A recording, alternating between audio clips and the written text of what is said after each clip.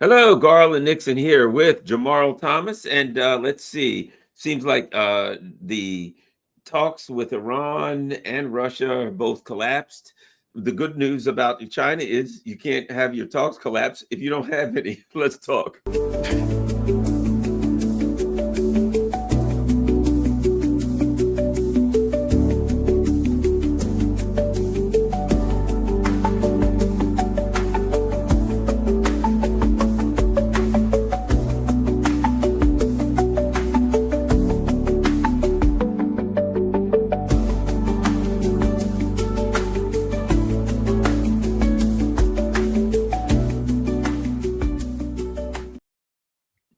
Let's see, we're having streaming to your destination.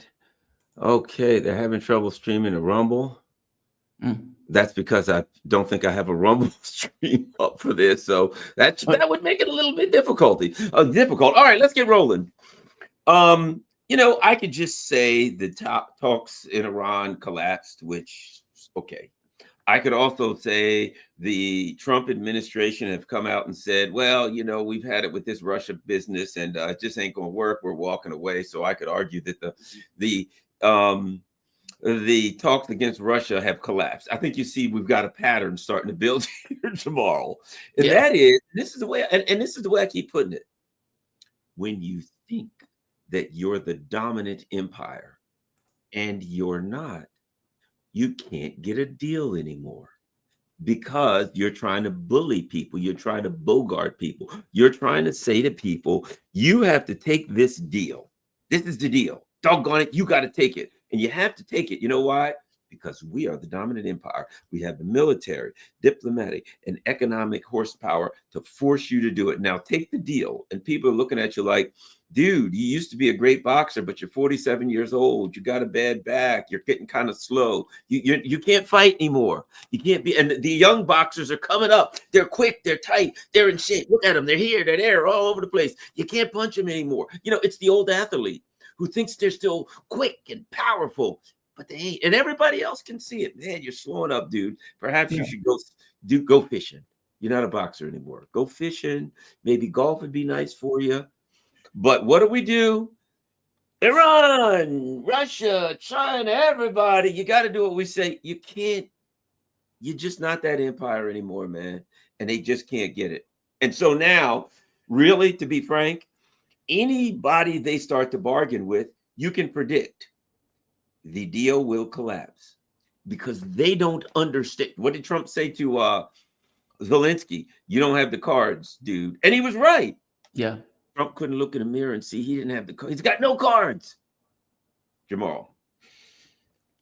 That's assuming that the negotiations are honest. And, I said before, I didn't think the negotiations with Iran were all that honest. Like, if I tell you flat out, I'm not going to accept this from day one. This is my red line. We're not going beyond this red line. You can bully me all you want. You can threaten me all you want. This is my red line. For one, we shouldn't even be having this conversation because I'm a sovereign nation. You're effectively threatening me for force as the aggressor. But okay, I'm going to be in this negotiation.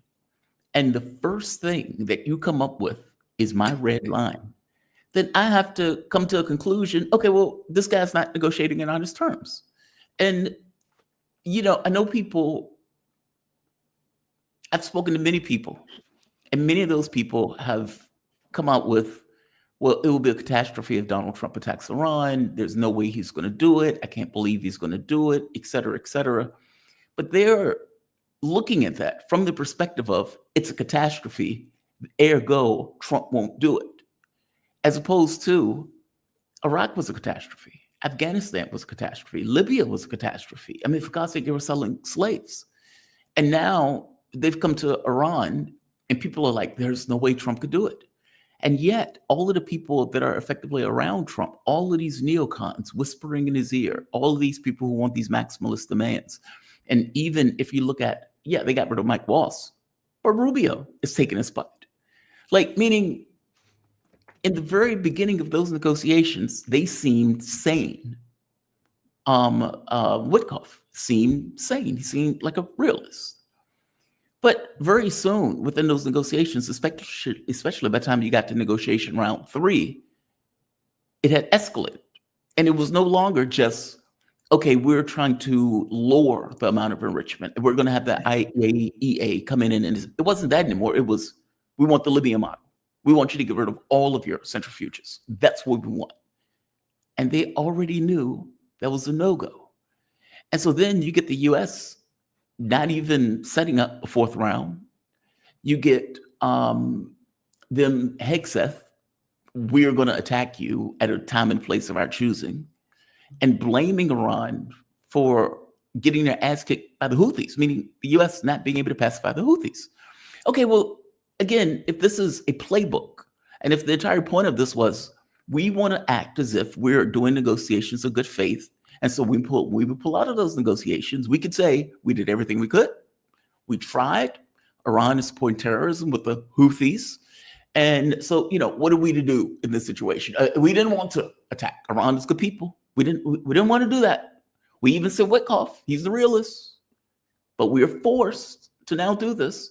Now, I don't know what is in Trump's mind. And I know I keep saying that. I'm like a repeater on that. Trump could have very well went into this with legit intentions of getting a deal. The problem is that if you hire all of these neocons, if you have all of these people in Congress who want a war, where you have this kind of elements of blob, the swamp that has been itching for a war with Iran year after year, president after president, and you just so happen and found the most obsequious presidency that you could have ever had on the issue associated with Israel, even to the point of deporting people out of the country and bastardizing any notion of the First Amendment by basically effectively attacking people for asserting the First Amendment rights. Then I have to ask the question of whether or not this was all playbook, whether Trump was maneuvered or whether Trump went into this with this notion of we were always going to pull out of these negotiations. Now, it's possible that this is also Trump's pressure campaign. I accept that, right? I don't know. It's a flat fact. And up to this point, they haven't attacked Iran.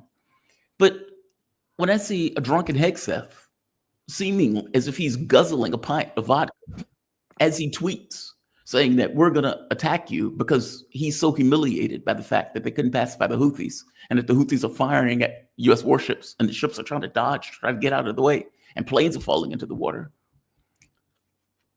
It leaves me with a pause. Now, Russia, I think, is a little bit different.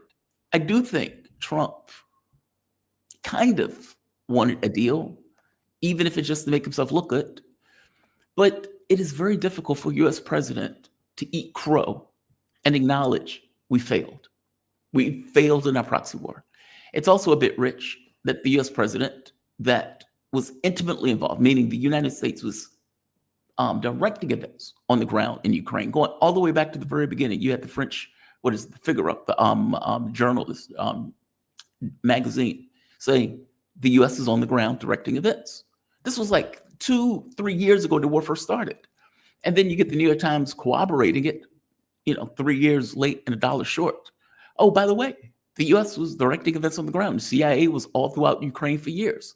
Okay, so it's a bit rich now that you're acting like a mediator when you were intimately involved in the conflict itself, killing Russians. But whatever, let's say for the moment he wanted a deal. What Russia needed to make that deal work was effectively, we want to stop this. We want to get to the root of why this happened.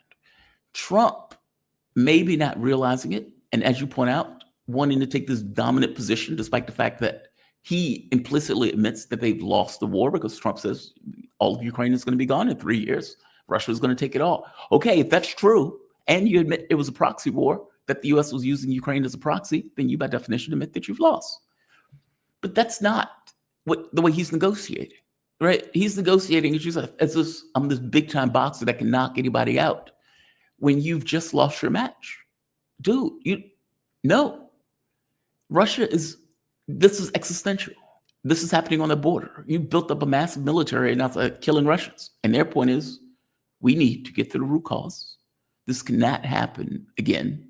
And we want to make sure this doesn't happen again. And you just want to freeze the conflict with the idea that you may come back to this at some later date. No.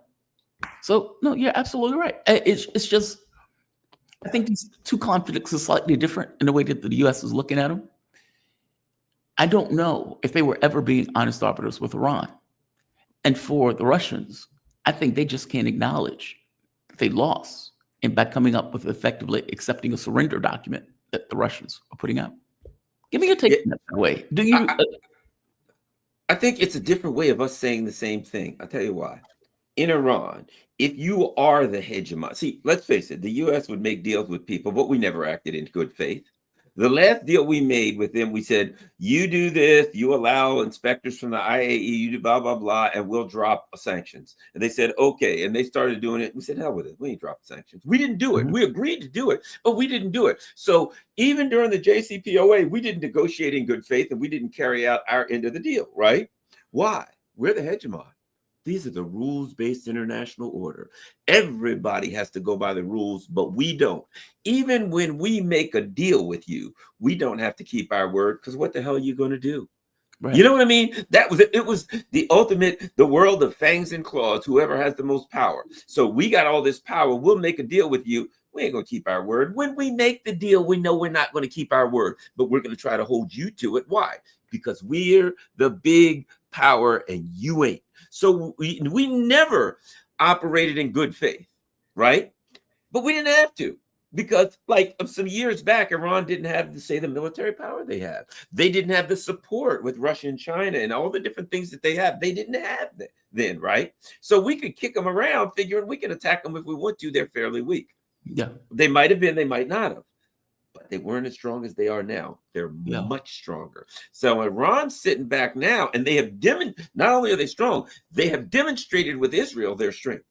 Demonstrated that at least to let Israel know we can flatten you if we want to, which also says it's clear if they want to take out our biggest base or all of our bases in the Middle East, they send in a flock of drones, they overwhelm our air defense system, they send in a bunch of missiles, and everything turns to dust. And we know they can do it. So, but we're still trying to negotiate in bad faith as though we can say anything to them. Iran, you got to do this. And Iran saying, okay, we have red lines. You know why? Because they can have them now. Because they're strong enough to have red lines. And we're not strong enough to walk right over their red lines. But we still think we are. So they're like, we got red lines. They're like, red lines? Oh, please. Don't you know who we are? What happens with Russia? When in 2019, December of 2021, Russia sent a document to NATO and to the US and said, we need to talk about this. And what did NATO say? At the time, the NATO chief said, you don't get a say. Literally, Russia doesn't get a say in this. The US said, that's not even a starting point. In other words, please, don't you know how powerful we are? Russia.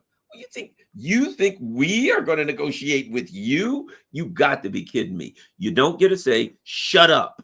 We're going to put these troops in Ukraine. We're going to put anything we want in Ukraine, and there's nothing you can do about it, right? So that was the position with Iran. That was the position with Russia. We'll do whatever we want. Screw your red line. Please tell us where your red lines are so we can cross them. And we can definitively show you who's boss. Russia at that point said, okay. Well, let's see what happens then. I guess we're going to have to settle this go out back and settle this like men, right? Yeah. Okay. They went out back and they punched us in the face. And now they said, you ready to talk now?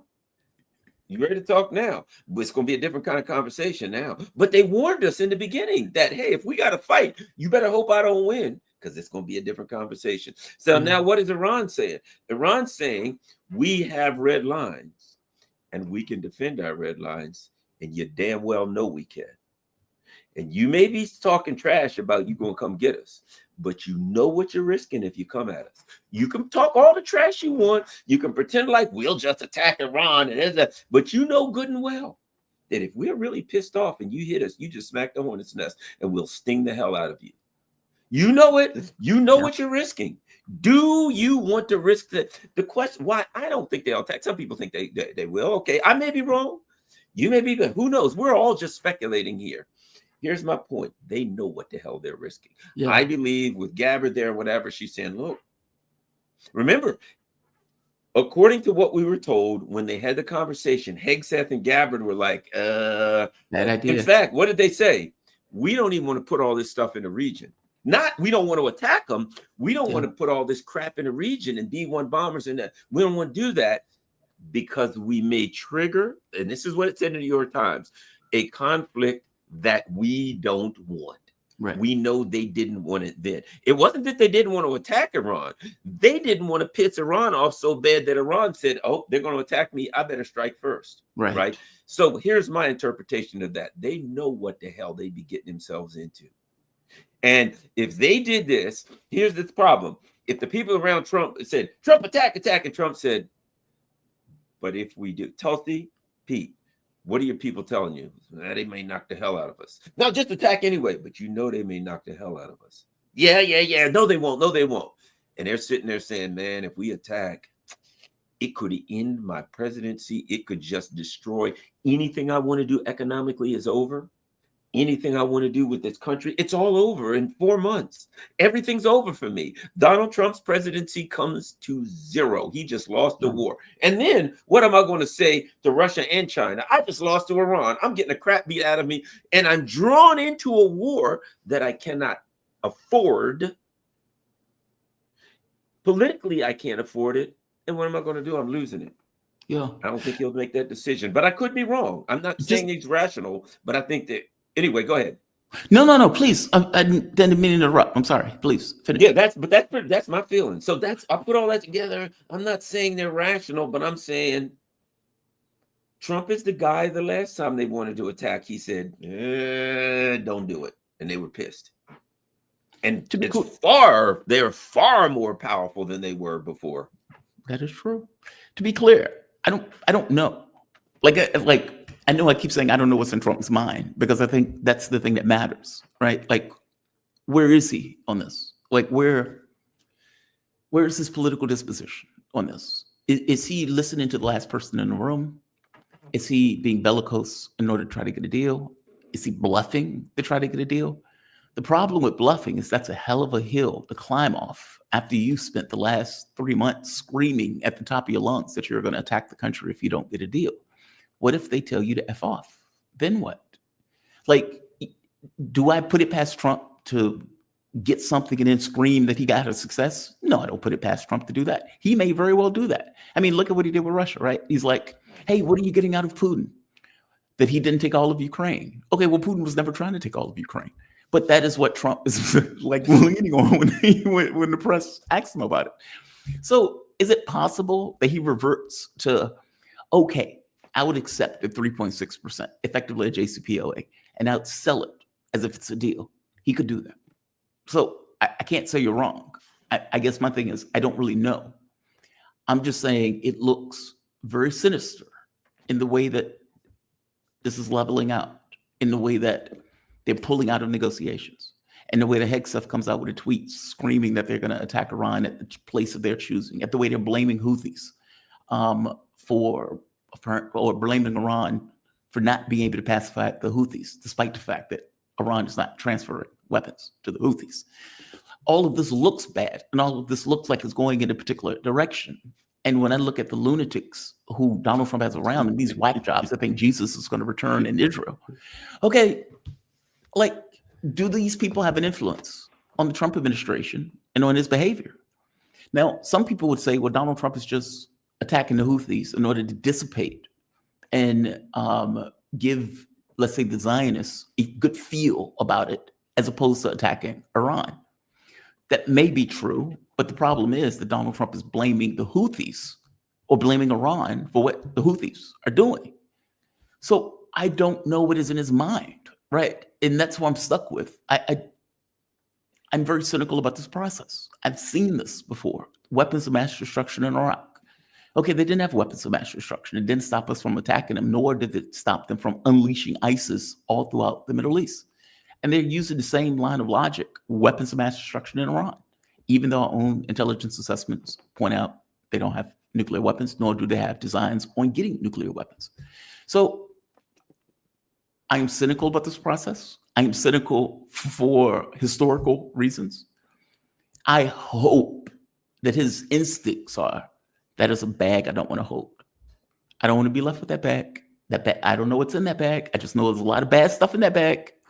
And if I'm the president, who at the very least the buck stops with me on this, that is going to be a hell of a bag to hold when the oil markets come to a halt. If all of these troops that we have in these regions get killed, if we get embroiled into a Middle East war that I can't extricate myself out of. And look, Netanyahu's all on board for this, right? The Zionists in the US are all aboard for this. You have all sorts of lunatics that are in the Defense Department or in Congress that are all on board for it. And many of them are whispering in his ear. So I hope I'm wrong. And I can't even say I hope I'm wrong because I'm not taking a distinction on no in regards to whether he's going to do it. But I hope my cynicism in the process is wrong. And I hope that it really is, this is a pressure campaign.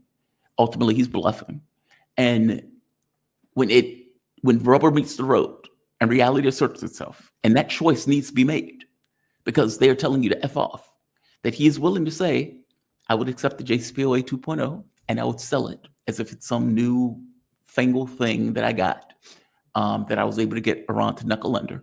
And he has a face-saving mechanism lie that he effectively uses for it. I hope that's it. I really do. God, man, it would be a catastrophe if he does that. It'd be the end of his presidency. It's the end of his presidency if he does that. Yeah. Well, here's the thing so I can do another thing, and I can say the old tuna, right? Bill Parcells, you are what your record says you are. Mm-hmm. So let's examine a similar circumstance in Ukraine. Trump comes in, we're going to get a deal, piece of cake, right? Things don't work. And then what do we get? That's why these tweets and Hegseth, and then this guy retweets Hegseth, and then Trump puts Truth Social. I'm done with all of that. That stuff is worthless at this point because you know what you see today. Here's what happens. Trump, yes, we may have to put massive sanctions on Russia. The next day, yes, we just about got a deal with Russia. We're so close. You know what I mean? And it's back and forth and it's up and down, right? And I'm like, okay, whatever Trump or his drunken crew, they're like a bunch of drunken frat boys, whatever they tweet, or they shouldn't have Twitter or Truth Social, any of them, because they get a couple shots in them and they're liable to put anything. And everybody else is like, oh my God, I wonder what this means. It means that he just had 5 shots of old granddad. That's what it means. With Hegseth, most likely. But at any rate, so I'm like, okay, so what's happened with Trump? What has he done so far? Ukraine, up and down. I want a deal. I can't get a deal. I'm leaving. If I don't get a deal by Thursday, I'm out of here. He doesn't get a deal by Thursday. Well, maybe we'll get him. If they don't sign the mineral deal by within a week, that was a month ago, we're out of here. They don't sign a mineral deal. Well, I think they better sign it or else. They say, no, we're not going to sign it. Then the next day, I think we can get a mineral deal with him. We'll just rewrite it. No, we're not going to sign it. I think they will sign it. You know what I mean? And you're like, what the hell? And they're back and forth. Yeah. So finally, and from the looks of the latest mineral deal, I think it's just a blank sheet of paper. And they just like both sides of them signed a blank sheet of paper and called it a mineral deal. Yay, we got it signed. What's on that? Well, nothing yet, but we got signatures. We're going to get something later on around these signatures to work with. It's a framework per se, right? So I've come to the conclusion. Here's what makes sense. This is all I can go by. Yeah. That it's going to appear that like today, we're going into the weekend. And it appears as though all hope is lost. There will be no deal. We're not going to meet with him anymore. We don't know when we'll meet with him, if ever. We've had it up here with the Iranians Monday. There are reports that the Trump administration through Qatar, Oman, in Oman and some other country that you never heard of, that's roughly the size of a Philadelphia suburb, with a smaller population, that some other country is now in the middle of it. And they're saying, well, yes, we're going to have Trump and some of his people meet on the week from Wednesday, and they think they may have a deal, and the IAEA is going to be there. The UNSC is going to have a deal. You know what I mean? It's like, the threats of a horrible war are there. And then within a day or two, they're meeting in Oman on Thursday or whatever. So I'm just waiting for, this is all we get. So then we get Trump, Ukraine, we're out of here. So now what is it? Well, we got to deal with him, which we don't even know what the hell is in it, if anything. But then it appears that he's saying, we're going to leave, but we're going to give them $50 million, $50 billion, $1 million, whatever the hell, 500, I don't know what the hell anymore. Million, yeah. We're going to give them a bunch of weapons that they're buying but we give them every dime they have, so they don't have a money. So it's going to be like that old Three Stooges where where you ever see that when we're Mo, Larry, and Curly, and they're like, "Hey, you owe me $10 here," and the next guy says, "Yeah, you owe me 20 here," and the 10 keeps going around the circle. Well, here's the 10 I owe you. Here's the 10 I owe you. Here's the 10. And that's basically what we're looking at here. Yeah. Well, oh yeah, we're going to give them 50 million, and then we'll sell them $50 million worth of stuff. But we're out of it. But we're not out of it. Yeah, we're not out of it. But we're still talking to the Russians because we want some kind of an economic exploration deal in the Arctic or something with them, which we're never going to get. And it's just a shit show. And I think maybe, which ain't a bad thing, if we just go 4 years of the same crap show, at least we're not getting nuked for 4 years. So maybe that dance of incompetence, maybe that's actually the best thing we could possibly hope for, because it's better than a war of incompetence that is with a nuclear cataclysm. Trump, that mineral deal that Trump signed effectively allows, it gets him more sconce in Ukraine, not less. And as you point out, like the way they do with the weapons, effectively, any weapons that Donald Trump gives is effectively, it's almost like a loan that has to be repaid through the deal. So whatever money is made on the deal is money that the U.S. apparently gets back or something to that effect. And so Trump can say, hey, here's $50 million in weapons, and you owe us that $50 million at some later date, I guess 10, 15 years, when if indeed there's some kind of mineral extraction. And keep in mind, we keep calling it mineral deal. Oil, gas, porous, palladium, gold, whatever the hell they can get out the ground, right? Pretty much everything. It's like they've effectively a hair less than colonization of Ukraine. And so, but it allows a funnel where Trump can continue to give weapons and tell his base, hey, we're getting paid back for these weapons. Hey, we're getting paid back for so-and-so. So, okay, well, how is this all that different than what Joe Biden was doing in regards to giving weapons? Okay, maybe didn't they he's say not Lend-Lease? Joe Biden, remember they said we're going to do the Lend-Lease thing? Everybody knows Ukraine's never paying that money back. There's no Lend-Lease. There's no lending. It probably won't be a Ukraine. Then why is Trump doing it? It's that. Meaning Steve Bannon was right. Walk the F away. If you were indeed saying this is Joe Biden's war, then don't act like it's yours, because it's now yours. You're giving them weapons. And this is the first time that Donald Trump has appropriated weapons to go to Ukraine. All right, I don't care if they're buying them or whether you're giving them to them, don't care in the least. So how on earth are you saying, here are weapons to Ukraine, but we are going to somehow try to make a deal with the Russians? Okay, you're giving them the tools and the armaments to kill Russians, and yet you're trying to make a deal with those same Russians. How does that work? I don't know how that works. Like, I just don't. Now, it's one thing if you say, I'm done. I'm calling it a day. And you knuckle your proxy under. Look, what Russia's asking for is not insane. If you want a ceasefire, you can have your ceasefire. Fair enough. We're willing to accept that. But no intelligence. You can't fill your coffers up with weapons from the European Union, where Germany and France and the UK is giving you more additional weapons, where Ukraine is building up a military. Because otherwise, what you're asking for, which is exactly what Trump is asking for, by the way, is to allow Ukraine a ceasefire and allow Russia a ceasefire, where Ukraine can build up weapons, intelligence, money, troops, etc., so they can once again rearm, reload, and go into this attack once again. Why would they allow that?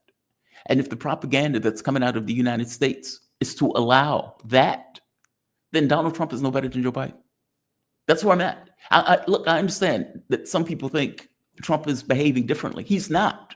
What they're asking for is effectively a ceasefire to allow Ukraine to rearm. That is not, for one, it's not even honest. It's not even honest. Two, you are effectively giving Ukraine time to continue to fight, as opposed to the rational thing of, we're stopping the weapons, we're stopping the intelligence, we're not allowing any additional armaments to come into Ukraine, we're calling it a day, the onus is now on Russia. Hey, you said this is what you needed. Are you going to do the ceasefire? Okay, that's a rational position. What they want is something else. This is not a This is not an honest or rational position if indeed what you're trying to do is stop a conflict. You are continuing the war against Russia. That's my take. I don't know how a different assessment can come to it. Well, here's the thing, too. For starters, you cannot have you and I, let's say you and I had some economic disagreement, something that we went in half on and we didn't agree on it or what have you, and we were going to go to court, and and the court said, I want you guys to sit down with this mediator and come up with some, do your best. And I said to the mediator, well, the problem I think is Jamarl's a werewolf and he's going to eat me. And they said, well, dude, there's no such thing as werewolf. That's the baseline I'm going with. Okay, well, we've got a deal, but you can come over tomorrow night and sign it. We can't sign it at night. Why? Because he'll turn into a werewolf and he'll eat us both, right? And they're like, dude, we're trying to get a deal here. What are you talking about? You're going with the with the foundational premise that the guy's a werewolf and there's no such thing as werewolves. Well, that's what I'm rolling with. So let's try to get this deal here. We can't be any silver around because certainly he wouldn't touch that. Okay, here's my point. If you're going to have a serious negotiation, there has to be a foundation, right? As the old Zen saying, the tiger and the shark shall never fight, for they have no common ground, right? Okay. Right. Donald Trump is in charge of the U.S., nominally in charge of, whatever that means, representing the U.S., that started the war to destroy Russia. Right. And to this date is a belligerent. Okay? Russia knows that and everybody else does it. So Russia's saying, okay, you're belligerent. We want to negotiate with you, but you got to negotiate from the perspective of a belligerent, not from the perspective of some guy who's a nice guy. Well, some outsider came in to try to, who doesn't have any skin in the game, right? So Russia is negotiating from the perspective of reality. You tried to take me out and you failed. That's all it is. You tried to take me out and you failed. Yep. You got to live with that. Let's make a deal. I'm winning. You got to deal with that power dynamic. You're now negotiating with the person who won a war that you started as a proxy war. You admit it's a proxy war. I admit it's a proxy war. I won. I'm winning. You're losing. Ultimately, I'll win. You can't. Let's go with that. And the Trump administration won't negotiate from that honest perspective. They've got this made up perspective that they're not the belligerent. At the same time, they're shoveling stuff in that somehow I can continue to be the belligerent. I continue to shovel bombs and everything into these people to kill your guys, continue to try to take you out. Might I add, I can then say to Europe, who I can't even get, speaking of people I can't even negotiate with, I can't even get a deal with Europe. Yeah. He can't get a deal with Iran. He can't get a deal with Russians. He can't get a deal with Europe. He can't get a deal with Ukraine. I can't even get a deal with the people that are supposed to be on my side. But that's a whole nother story. But meanwhile, Europe saying, we want to kill the Russians. And I'm saying to them, well, if you want to kill all the Russians, I'd be happy to sell you the stuff to do it. He's literally saying that. They're saying, we want to go to war with Russia. And Trump's saying, well, why don't you just let me get this deal so I can get out of here? But I'd be happy to sell you all the war material you need to go attack Russia. So Russia's looking at you and they're like, let's see, you're currently giving Ukraine war material to try to kill me. These lunatics over here that you can't even deal with, but you're willing to sell them all of the war material they possibly can use to try to harass me. I'm watching you threaten China and threaten Russia. You're an irrational actor. You're not a good faith actor, and you kind of come across like a madman. Yeah. And you think that I'm going to be, but so that's why I say, I think the Russians, if I'm the Russians, I just continue to dance. As long as this dance war goes back and forth for me, why would I? Why would I? I don't want to push this thing to a head. Why? Yeah. There's no reason for it. No, but agree. Yeah. No, I'm just saying I agree with everything you just said. Everything you just said, I agree with. Let's jump to domestic politics.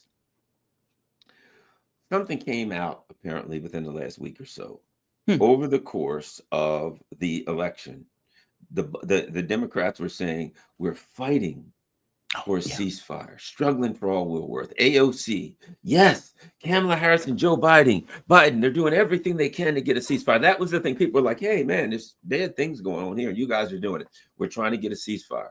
right? And it wasn't really plausible, but that was their position. Now the Israelis come out. Oh, by the way, just so you know, they were never trying to get a ceasefire. They never asked us one time. They were down with all of this crap. As if the Democrats don't have like a 0.0001% approval rating. And now we find out, I mean, they just looked us in the face and lied. No, nothing, no thoughts, no feeling bad, no nothing. They just said to the Israelis, go for it, kill them all. Don't worry about it. We got you. We'll protect you. And we got you covered. Oh, what about your voters are unhappy? Well, we're doing everything we can to get a ceasefire. And it was a flat out lie.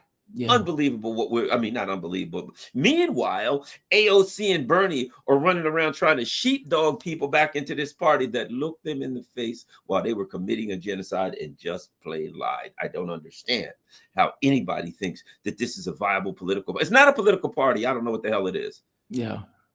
Yeah, this was Ryan Grimm's Drop Zone who posted this. I think it was Channel 14 in Israel that did this kind of expose on what was going on behind the scenes. And I think it was Herzog who said something to the effect of, thank God Joe Biden was president at the time when this happened, because he didn't ask us for anything. Like the Israelis are thinking, at some point, the president is going to tell us to stop. And at no point did he tell us to stop. At no point did he try to pull our chain. At no point did he do any of that stuff. And even when there was the opportunity where Joe Biden was like, okay, he's going to make a speech. And he's going to make the speech pushing Israel to effectively stop. Joe Biden backed out of the speech. He wouldn't do it. And so the entire time when AOC was going out there on the DNC stage saying Joe Biden is working tirelessly for a ceasefire, she was lying through her teeth. Lying through her teeth. Anytime Joe Biden went out there and started whining, oh, I just wish they shouldn't go into Rafah. Again, lying through his teeth. And even when he gave the 2,000-pound bombs, Netanyahu emasculated him, even on that, attacking Joe Biden. There's a part of it, they pointed out that Joe Biden got into an argument with Netanyahu, hung up the phone on him, called him a son of a bitch, and then immediately continued to give him arms, weapons, political support, and everything else. It's just pathetic, just completely pathetic. A weak, pathetic president that was backing a genocide while simultaneously pretending as if he's doing all he could. Oh, it's pathetic. That story is astonishing because they out it all, right? They don't even try to protect Joe Biden. They just out it all. What was going on behind the scenes? It's just astonishing. Apparently, I'm looking. Apparently, they've got a story. I can't find it. Let's see. Fox, do you think about running for president or Senate? AOC, I think what people should be the most concerned about is the fact that the Republicans are trying to cut Medicaid and people's health care is in danger. And that's what my central focus is, which it sounds like her. I mean, she's like Kamala Harris, never ever going to answer a question, right? Mm-hmm. But, you know, the state of the Democratic Party, they're in this denial. Like you look at their numbers and normally, and we've talked about this before, normally you get that the Democrats are going down, the Republicans are going up, the Republicans are going down, Democrats are going up. Trump's numbers are cratering, clearly, for any number of reasons. And they ain't even started to crater yet once these shelves start getting empty and people start seeing these prices. And the summertime comes and things are going to be quite bad for Donald Trump. But both of them are going down. I mean, this is a empire in collapse. Once you get to the point where both parties are just collapsing, that means people are just throwing in the towel and giving up. And I don't even know, to watch this AOC show where they wouldn't even let her have the chair of a committee, of like a nonsense nothing committee. She ran for the chair. And it's the oversight committee, right? Correct me if I'm wrong. Was it the oversight committee? I don't exactly remember. I forgot which. It might have been one of these committees. But they wouldn't let her. Remember, they stuck in some lifelong Democrat or something. They wouldn't let her do that. And the idea that she's going to run for president, she's going to be president. As soon as Mama Bear, if she's still alive, says to her, "Don't run," she'll say, "Yes, ma'am." Mm-hmm. But your thoughts on what's happening? The Democrats are in such bad shape that when it comes out that they lied about the ceasefire, they're in such bad shape it doesn't really matter. I don't think they could go any. I don't think anybody has enough confidence in them to do anything. All the damage that could have been done by the genocide has damaged them so bad. All those people are gone. They ain't none of them coming back. Your thoughts on the states of the Democrats? It's very weird, right? Because you're right. Usually, you're absolutely right. Usually, you get the situation where it's like Trump is strong and Harris goes down. So Trump goes up to 52 and Harris goes down to 48, something like that, where there's a juxtaposition between the two. That's not really what you're saying. I mean, Democrats at the last poll was like at 25%. And even though Trump numbers are tanking, he is still stronger than they are. Like, for Hakeem Jeffries saying, well, the public is behind us. It's not. It's just not. Like, you can look at the numbers and see it. They are not. Even though Trump sucks on the economy, even though Trump sucks on immigration, sucks on foreign policy, all of those numbers have effectively cratered. I mean, numbers that Trump got elected on are cratering for him, which is amazing, right? They flip-flopped. They went topsy-turvy immediately after he got elected and, decided to have a trade war. But it's almost as if people are saying, both of you are bad. Both of you suck. It's not like they're given any kind of carte blanche for one to the other. I think the interesting part is going to be when they run. Because my thought, and maybe I'm wrong on this, I thought, okay, well, when they run in the midterms, the Republicans, it's going to be a referendum on Trump. Like, because Trump is all over the place, he's ubiquitous. Like, you can't get away from him. Like, hell, we're talking about him now. He is in everything and he is everywhere. Anytime you turn on the television, there's Trump. It doesn't really matter what the topic is. Here's Trump gyrating on foreign policy. Here's Trump gyrating in a trade war. Here's Trump gyrating, firing Mike Waltz. Here's Trump doing this. Here's Trump doing it. You can't get away from him. He's everywhere. He doesn't recede into the background like many of the other presidents. His ego needs to be fed on all of these things. And look, to his credit, that wouldn't be a bad thing if he was doing good stuff. But he's not doing good stuff. He's failing across the board. But that doesn't seem to butter their bread. Like, it doesn't seem like people are looking at it as a comparative. It looks like the people are looking at it as, no, you still suck. You all still suck also on these issues. We haven't given you any level of credibility on this issue just because he sucks, which is different. Usually in American politics, if I do a video about Trump, they say, oh, what, you're a Democrat supporter. And if you do a video on Democrats, they say, oh, what, you're a Trump supporter. It's like, dude, it's not binary. It's not Kool-Aid. At the very least on the channel, it's not Kool-Aid. It's not one or the other. I dislike both. And it seems that that's what the American public seems to be going towards. And I guess the catch is, what does that look like in a political sense? Like, what does that mean in a political sense? Is that people just don't show up to vote, in which case you get a race to the bottom, where, it's like, 45% or 40% of the public votes, and whoever can get the most of a diminishing share wins it. Okay, that sucks for a country. If that's true, I mean, we already have like 50% that don't vote.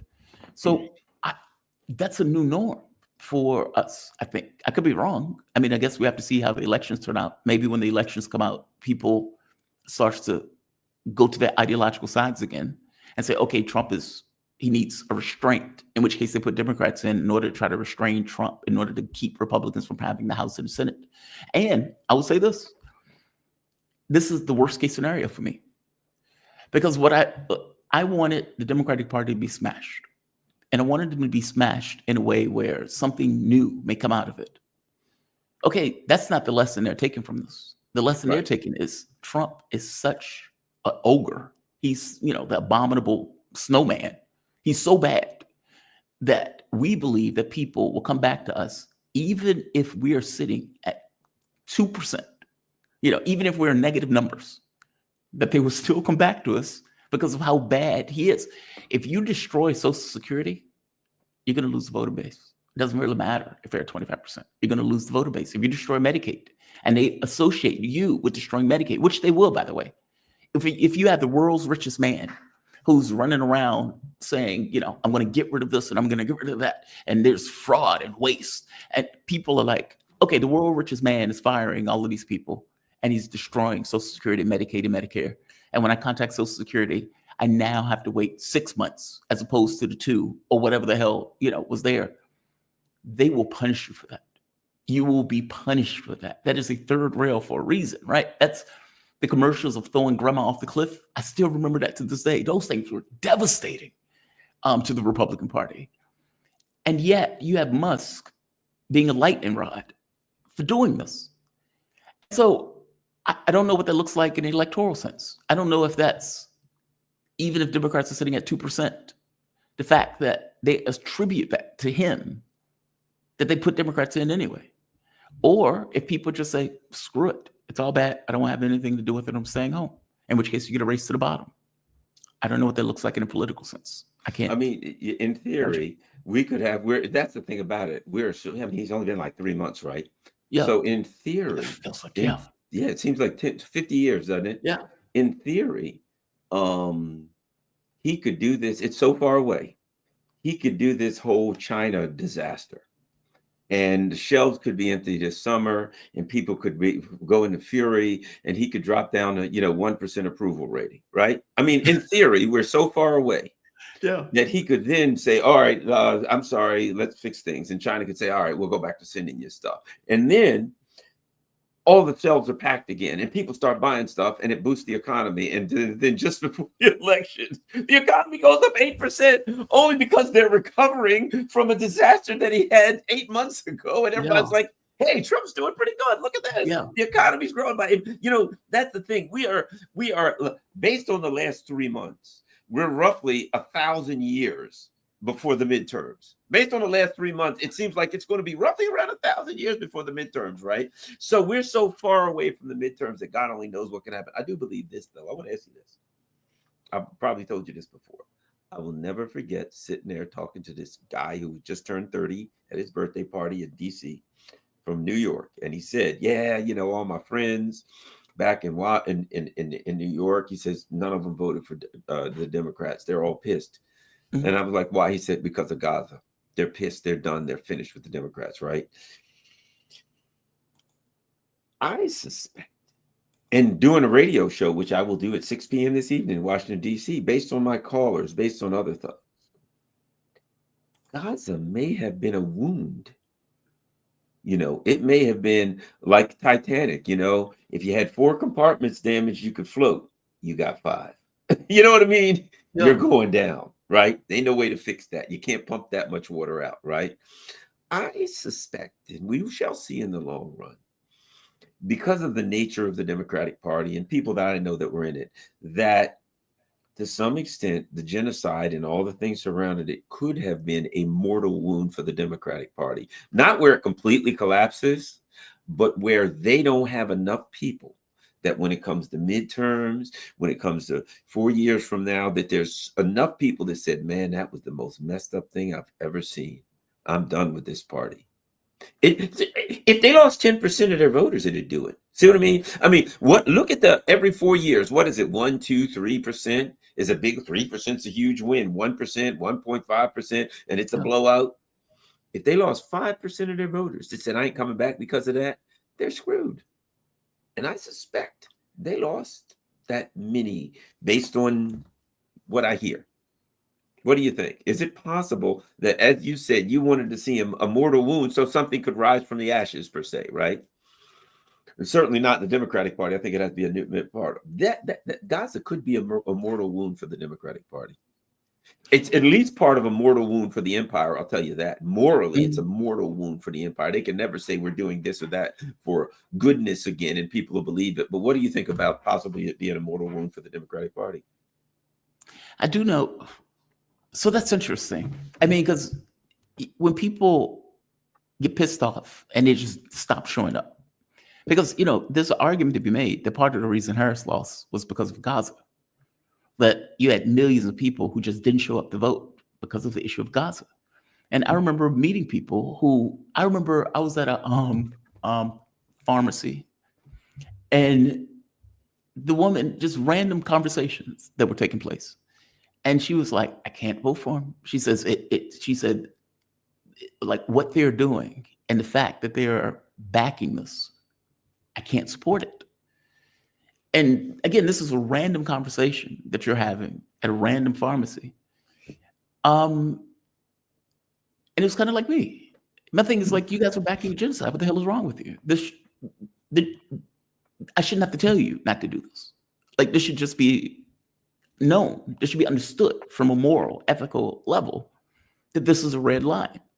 And yet, that's not the case. And nor was it the way that the party handled it. The party's position was, well, we can't talk about it.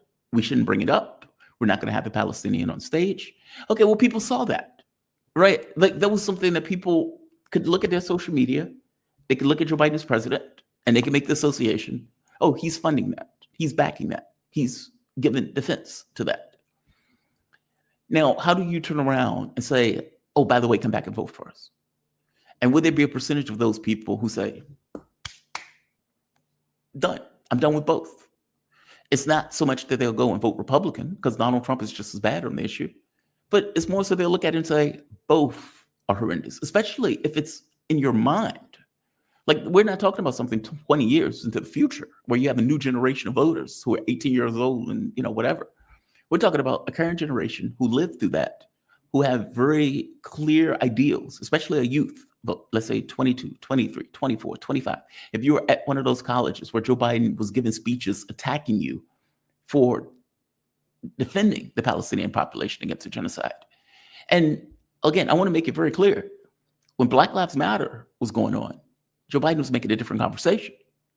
Like, they burned down police stations. And Joe Biden was like, there may be some excesses, but all things being equal, we should support this. And you get the Palestinian, like them advocating for the Palestinian population, nonviolent, by the way. And Joe Biden was attacking them as if they were out there bashing Jewish students. This stuff was nonsense. You remember that.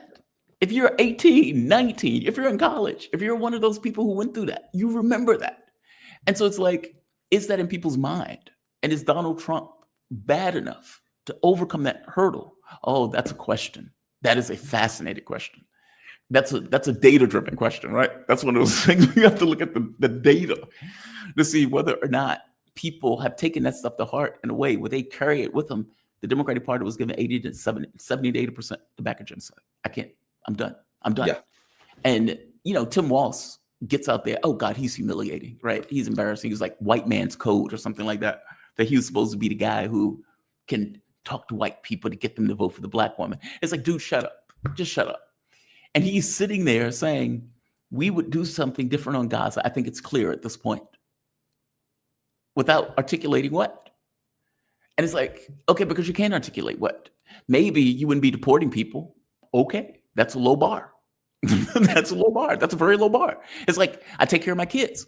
Good for you. They're your kids. You should take care of your kids. They're your kids, right? That's a very low bar. And he even points out, I know you don't believe me. Yeah, I'm glad you know that. I'm glad you know that. I'm glad you're perfectly aware that nobody believes you when you say that.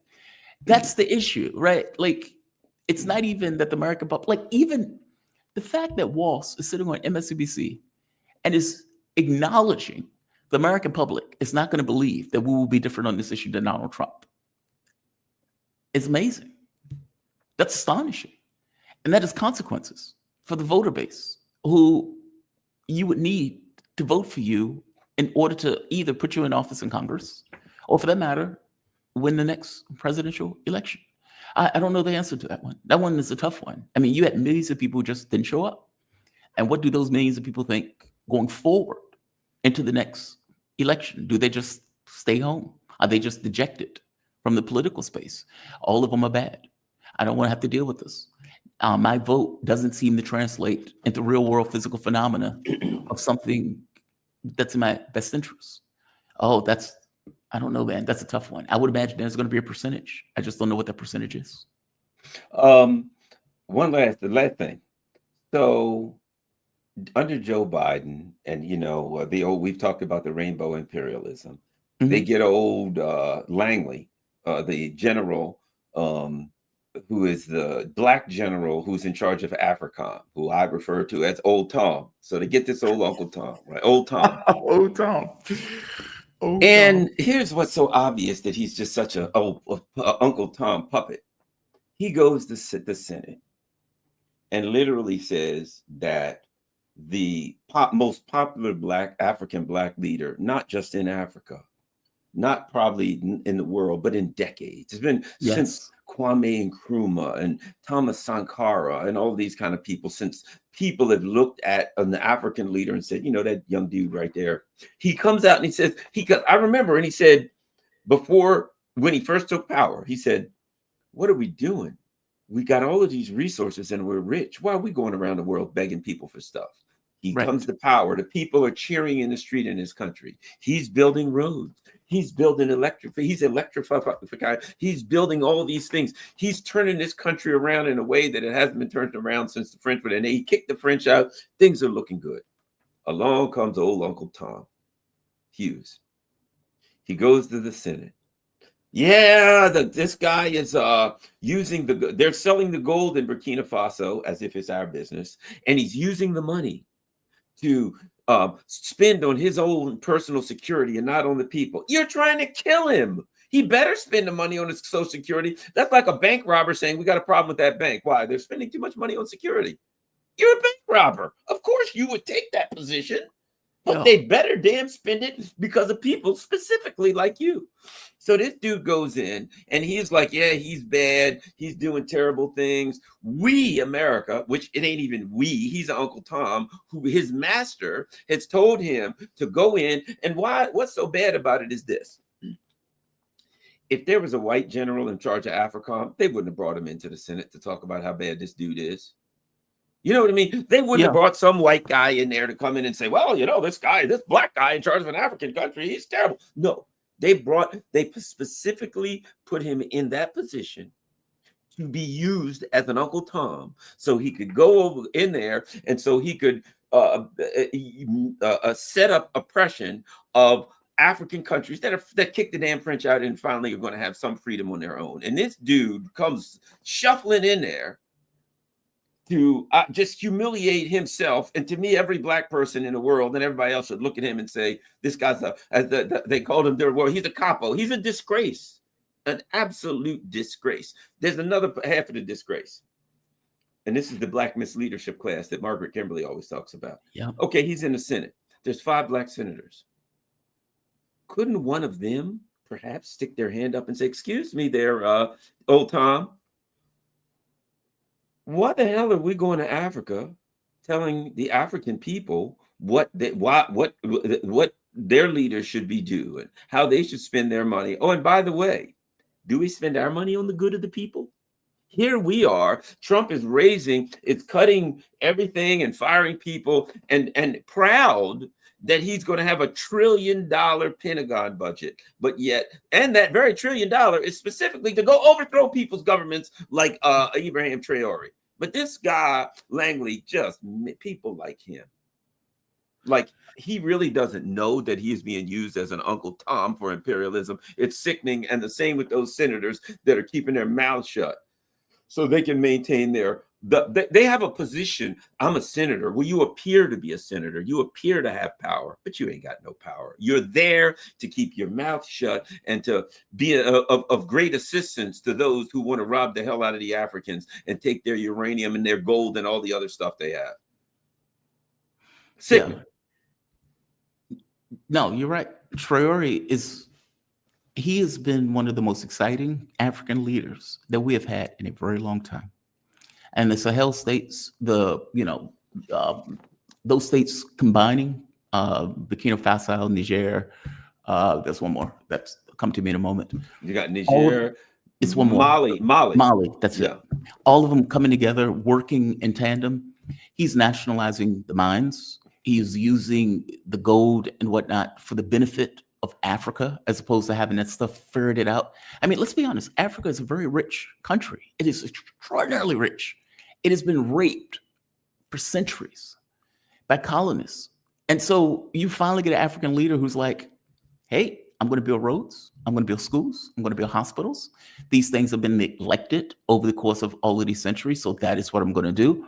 I'm going to get the money by nationalizing the mines. I'm going to use that gold from those mines in order to refine it, to make gold bars, to make banks. He is looking out for the best interests of his country or his state.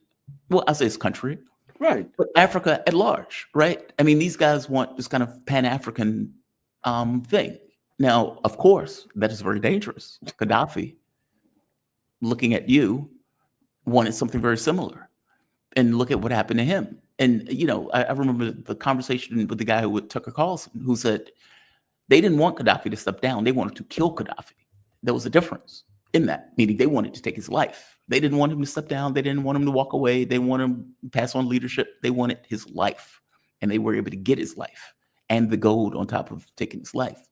So Traore has survived multiple assassination attempts, multiple turncoats who were effectively working against him to try to, go after him. But for the most part, he has survived. And on top of survived, he has a massive show of support, not just in Africa, but all around the world. I mean, that video I did with Kofi blew up specifically because of that topic. And, members on the channel have been asking over and over again, hey, are you going to cover this? Are you going to cover this? And it's like, yes, I plan on covering it. I just need my guest. My guest is in the bush right now. His words, not mine, not mine. But I guess my point is, it's exciting. And in their minds, though, that guy's a problem. We got to get rid of that guy by hook or by crook. If we need to have jihadists, if we need to have terrorists, if we need to somehow pay somebody that's in his midst, we need to get rid of him. He is a problem, which is, it tells you something, right? Like the fact that somebody is looking out for the population, or at the very least has a stated objective of looking out for the population, and the actions that he's taken has been living up to that.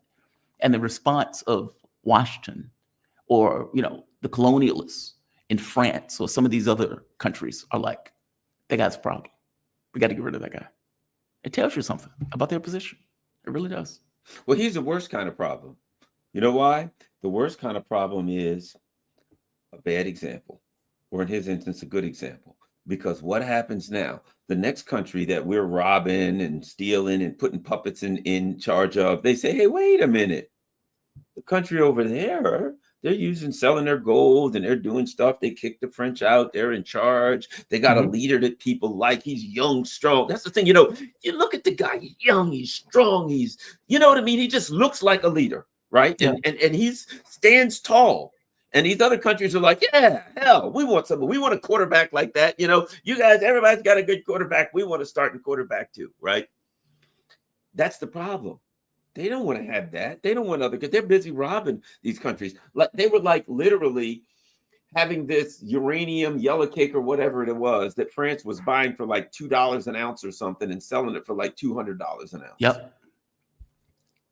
So they're like, well, we're getting rich off of these countries. Meanwhile, they're using the uranium or whatever to power France's nuclear power plants, which is mostly, they're mostly nuclear power in France. And like 70% of Burkina Faso has no electricity.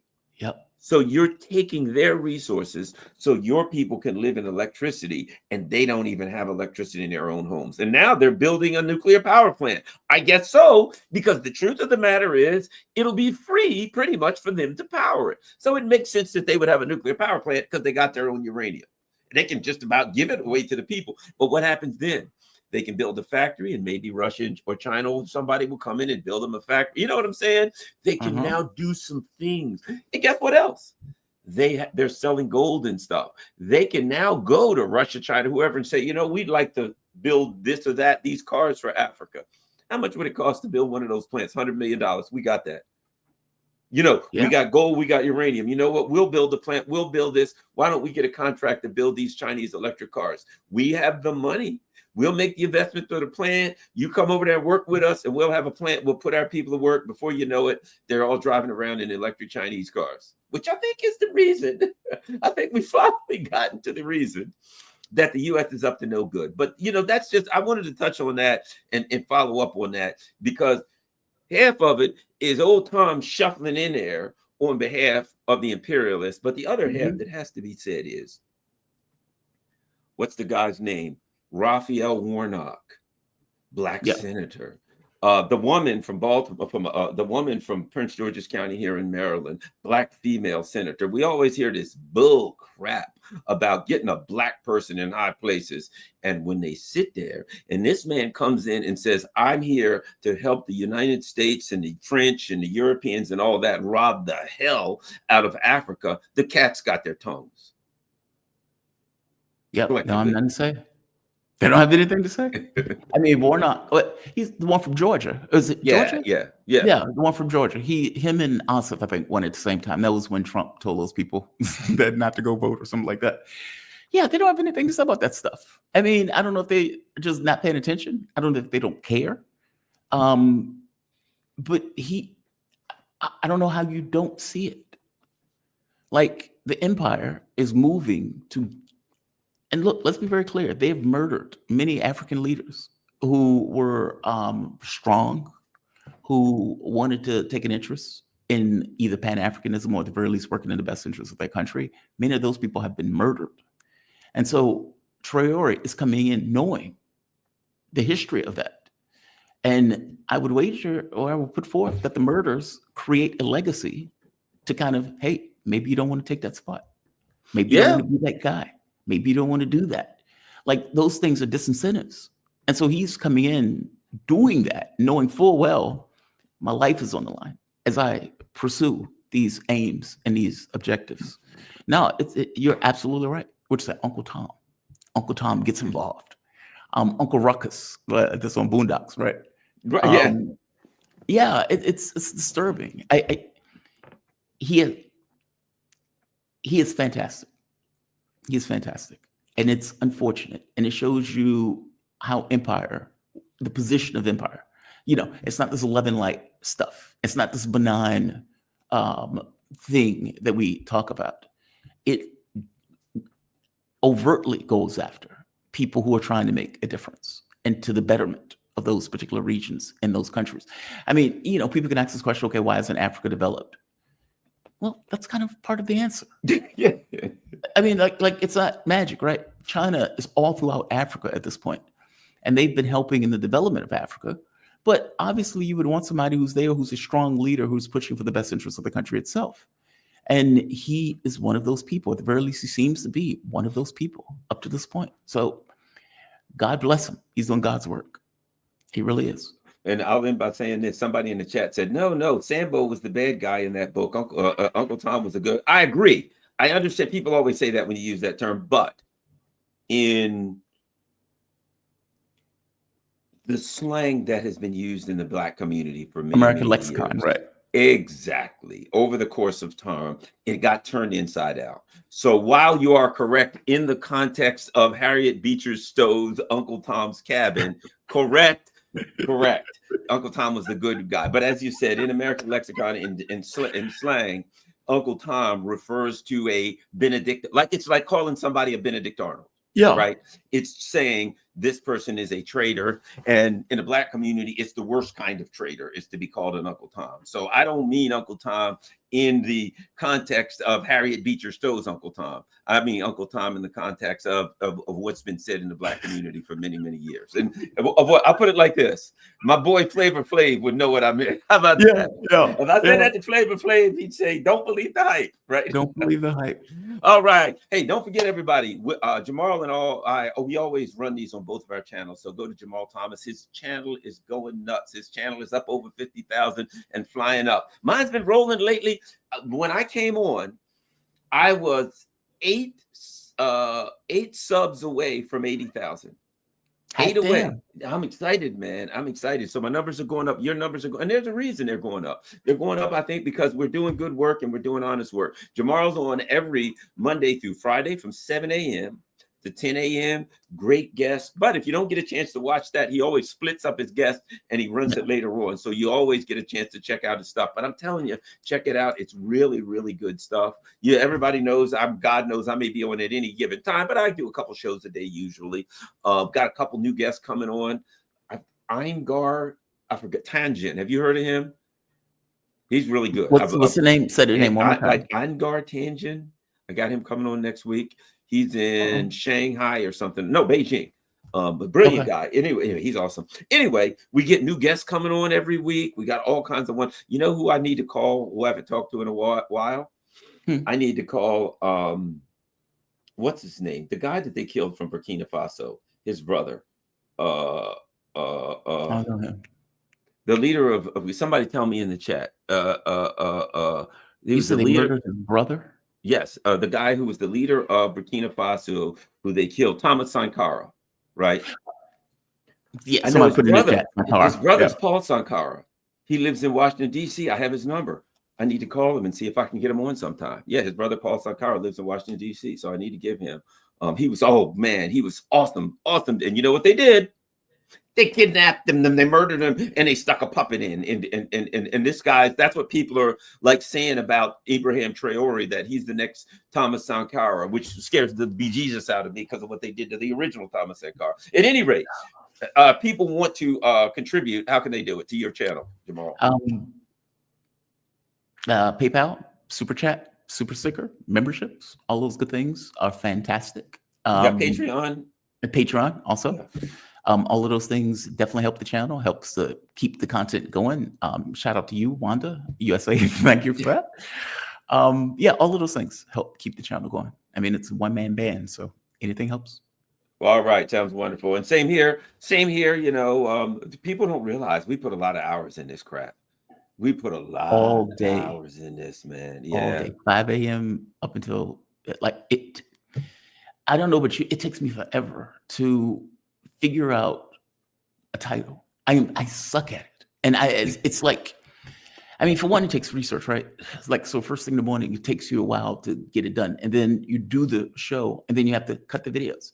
And then it's like, you're sitting there looking at it, okay, what do I name this? What do I call this? You have to book the guests. Like, yeah, it's a lot of work. Well, guess what else? This takes time. I have to keep up on everything. So I got a guest to write an article. I got to read the guest articles. Then I got to scan through, you know, all these different anti-wars or Mint Press News or Consortium News, all these other places to look and see if there's something I need. You know what I mean? So when I'm not putting a show together or doing a show, I'm like scanning, trying to find information so I can keep up with the latest Trump tweet who says, oh, we're done with these people. No, we're back. No, we're done. No, we're back. So I'm ping-ponging back and forth watching these guys. It's not an easy job. So those of you who can, please donate. Even if you can't share this on all your social media platforms, if you are a member of my channel and you're not a member of or a subscriber, whatever, of Jamarl's, make sure you go over, make sure everybody cross-subscribes so you can watch both of our stuff. We're out.